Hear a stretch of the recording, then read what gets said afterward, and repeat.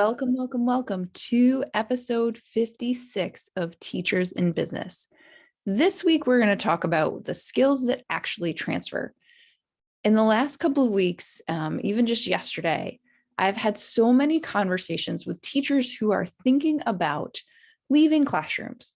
And so many of them are like, yes, I hear people say that so many of my teaching skills are transferable into other places, but like, which ones? Like, really, which ones? And so in this episode, and actually, I just started the timer on my phone because I think this might be 2 episodes. In this episode, I'm going to start talking through the actual skills that transfer. Because here's the thing, if you are going to move from teaching, or you already have, into business, it is really, really handy to know that the skills you have right now as a teacher actually like pick up and just flat out move over into a new role. You are not starting from scratch. That's the thing about this. Like, if you want to move into the business world or start your own thing, become an entrepreneur, and spend the next couple of years thinking like, oh my gosh, I'm starting fresh, I don't know anything. Okay, you can. But if you're coming out of teaching, it's not necessary, because so many of the things that you do day to day really, truly do apply to business and support you and help you and are the skills you need to learn anyways that you already have. So you're not starting from scratch. Let's start right there. But this episode is really meant to sort of outline these skills directly so that you can be like, oh, yeah, I do know how to do that. Part of why I've been thinking about this is, I have a member in my group in Charting Business Success, which is a small group program, who former teacher running a business. And last week, she and I were talking about this new thing she's doing. And she was like, well, but I don't know how to do it. And so we started talking about, other experiences she has. The new thing she's doing is about helping people with unique abilities in the work world. And she was like, well, but when I used to do things like this, when I used to help mainstream special ed students, and it was like, oh, wait, you already know how to do this. These are the kinds of things we say to ourselves, like, well, when I used to do this thing. And it's like, well, when you used to do it means you know how to do it now. You still know how to do it, right? It's just taking that same process and like putting it in a new place. It's like going into your closet and picking out the blue sweater instead of the green one, right? So these are the kinds of skills that sort of underlie this transferability, and it really matters. If you are someone that has made the jump already and you are looking for support and guidance and really, you have a goal and it's like, but how do I make this next step? What do I do next? And what you'd like is a community to do that in. What you ought to do is join my Facebook group, also called Teachers in Business, because it is an entire community of people doing this who were teachers on some level. Many from the classroom, some still in, some building schools, all kinds of things. But also, you want to consider my small group program. The next round of it is launching in February. It is 16 weeks. It is $1,000, and you will reach the goal you have in mind before June. So if what you're looking to do is really straighten out what you want to build and how you want to build it before the summer, this is the way to do it. It is a small group. It is no more than 5. It is super individualized. It is the best version of community and also individual support that I can imagine. Like, and I've been in groups, I've done all these kinds of things. It's super, super powerful. You should join. You should talk to me about it. So you should send a message and just say like, hey, Sarah, I'm thinking about this. I have some questions. I got a message that said that yesterday. Please come join me. So let's talk skills. Are you ready? I have the timer running so that I don't go crazy. But I have a list. It's a pretty long list and we'll see where we land. So number one of the first skills as a teacher that directly transfers into business is flexibility. Flexibility as a teacher. It's like basically the only thing you have day to day, isn't it? Like your ability to maneuver through change, especially in the last 2 years.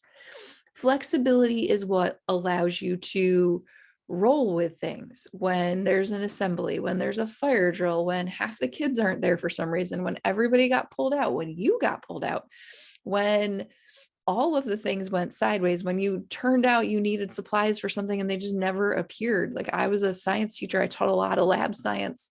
Sometimes the thing that was planned for the day was like, I don't have any of that stuff. Okay, new plan.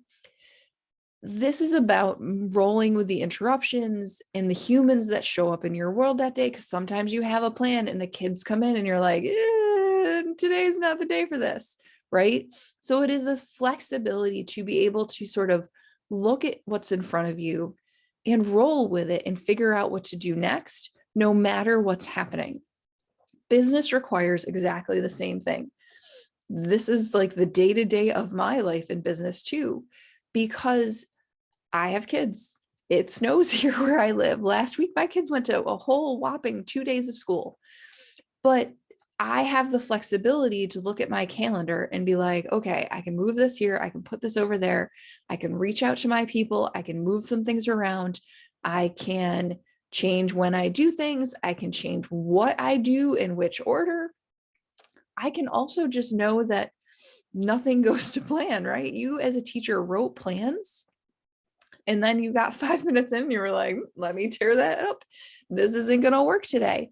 Business is the same, but having that base level flexibility that you build as a teacher, where you know not only is it possible for you to flex, but everything's going to work out, serves you time and time again as a business owner to know that even when things change, they're going to still work out is really valuable. So that's number one. Number two is problem solving. As a teacher, you are an excellent problem solver, because what happens, just like with flexibility, is something happens in your day and you're like, that's not going to work like that. And then you have to look around and go like, but what can I do instead? It's, I don't have the supplies. I have the wrong supplies. The kids came in and they didn't understand this thing I thought they understood, or they do. And now what I'm going to do isn't going to work. It's kid comes into you with an issue and you're like, I'm not sure what to do with that. Like, I had a college kid a couple of years ago email me like suicidal thoughts basically on a Sunday. And I had to be like, okay, now what do I do? Because I'm not just going to not do anything. Like, I needed to reach out and find the people that I knew. So I went into like teacher problem solver mode. You have felt that click in. If you're a parent, you felt it click in where you just kind of go like, all right, we're going to figure this out. And you sort of drop into that place of like, I'm not going to worry about what's happening around me right now. I'm just going to click into this and I'm going to move forward.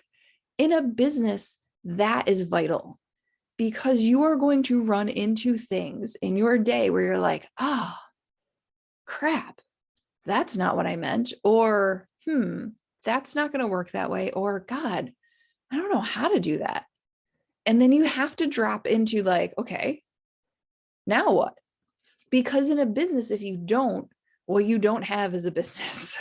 You can't grow a business without being able to drop into that problem solving feel, that like, I'm going to figure this out feel. Because if you don't make any progress forward. There's no one around you necessarily going like, well, but this has to be figured out.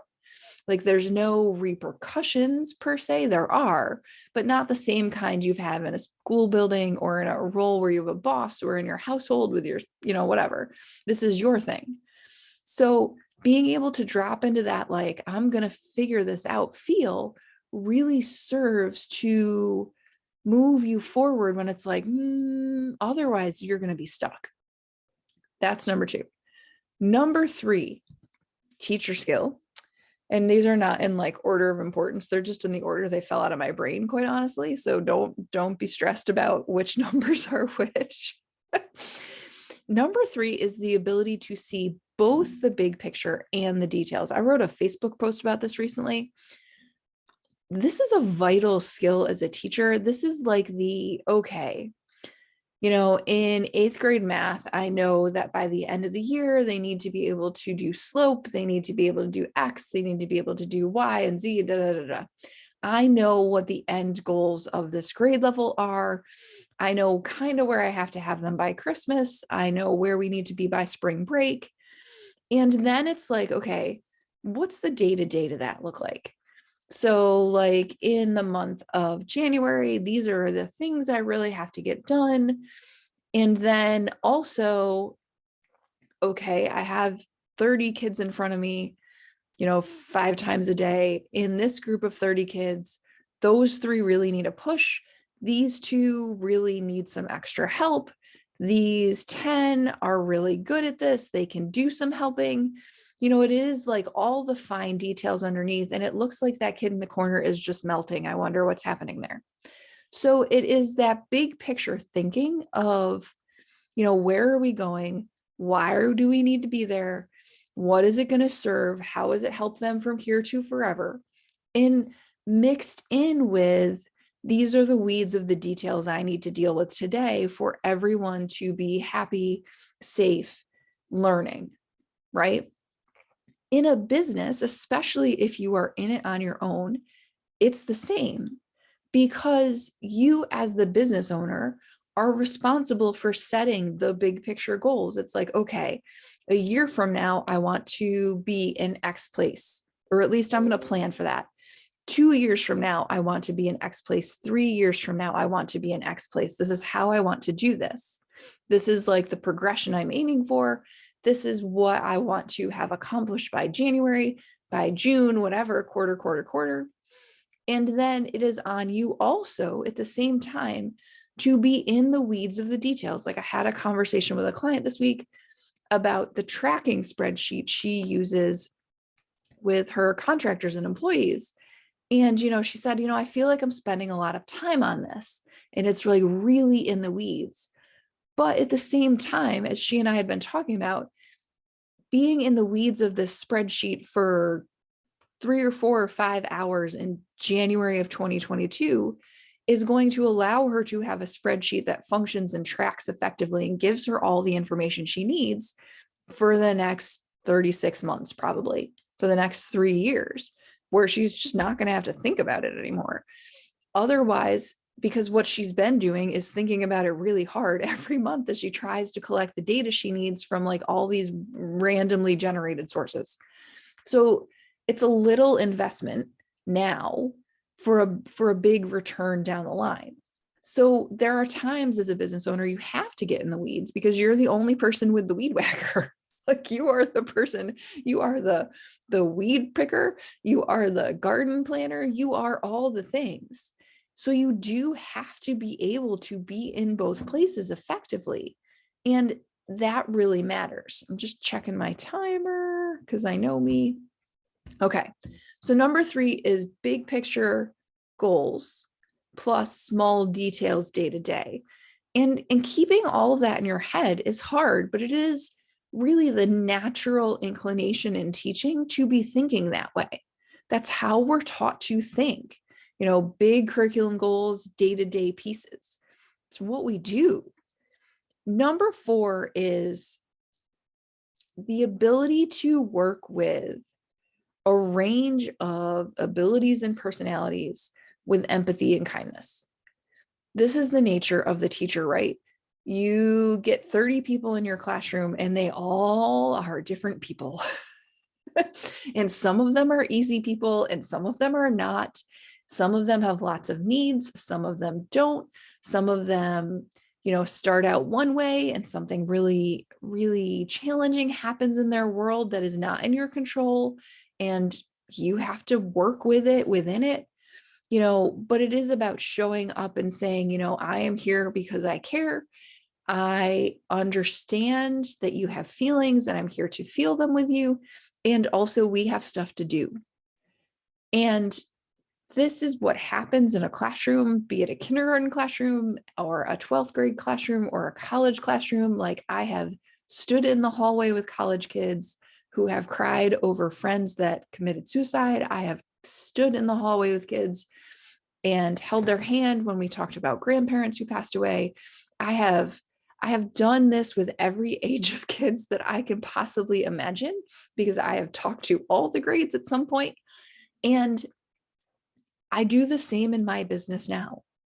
This is a part of business. Business is working with the people that show up in your universe with the same kind of empathy and kindness and understanding, and also knowing that they're going to come to you with a range of experiences and abilities and things they're good at and things they're not great at. Like I have clients who are so emotionally intelligent and so tuned into people and so likely to lose a shoe. Like I have people that know exactly where everything is and then, forget to respond to emails. We're all different and none of it is wrong. It's just how we function in the world. And as a teacher, I know that that's just the nature of people. As a business owner, I get to meet my clients, the people that come to me, the people that I connect with, the people in my Facebook group with the same kind of empathy and kindness that I would as a teacher. And it gets a great response in the business world because it's not normal. Like that's not how a normal business works with you, right? Like people expect your rules to be inflexible and unbendable, and this is the way it has to be, and this is the order things have to be in. But like that's not how I got things done in a classroom. And it's certainly not going to be how I get things done here. Humans are still humans. So being able to bring that understanding of humans with you into business really does serve you super well. Like you understand how to navigate people, all the kinds of people, all the abilities, all the feelings, all the things day to day. All right, and let's do one more here, and then I'll do a second version of this podcast with the other half because I think I have 10. But if I keep talking, I'll be here like an hour. So I'll do part 2 of this, and it'll be the following week. So number 5 here is patience and determination. In teaching, sometimes kids get things when they get it, right? Like you have to explain it 5 times, 6 times, 10 times, 11 times, 12 times, but you have to keep explaining it. Like, and on the 13th time, they'll be like, oh, why didn't you just say that? And you're like, oh my God, I did 12 times. And that's just part of the game. Business is exactly the same. So like I will write a post about this thing I'm doing. I will write a post about this thing I'm doing. I will write a post about this thing I'm doing. I will write a post about this thing I'm doing. I'll talk to people about it. And then I'll have somebody send me an email and be like, oh, I saw your email about that thing today. I didn't know you did that. I've only been talking about it for the last 6 months. Huh. It is the same, but it is also like, so that is with people, right? Patient and determined. You're going to just keep saying it until they get it, right? But it is also with yourself and your business. Because what happens is business unfolds in time. It is not necessarily linear, but it is not instantaneous. And we as humans have high expectations for ourselves. We think everything should work right the first time, even though logically we know that's not true. We also deeply believe we should never do anything more than once or fail at it multiple times.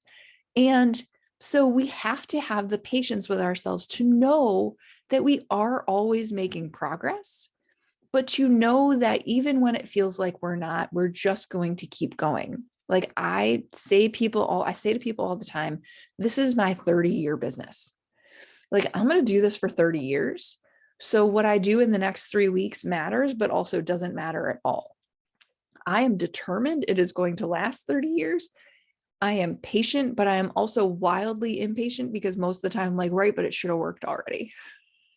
And I know it is the same for other people, right? It's like, well, but they should have gotten it already. And they didn't. You still have to apply your patience and you still can hang on to your determination to be like, okay. That's part of what teachers do, but it is a huge bonus as a business owner to be aware that like patience is part of the game. Like it's going to unfold as it unfolds, but also it's going to require you to just keep at it. Like you stay in your lane, you keep your head down, you keep moving forward, you say what you need to say, and you keep freaking going. This is what we do. All right. So flexibility, problem solving. big picture plus details, the ability to work with all the kinds of people, all the abilities, all the feelings, and patience and determination. That is 5 skills that you as a teacher have right now that will directly impact your business.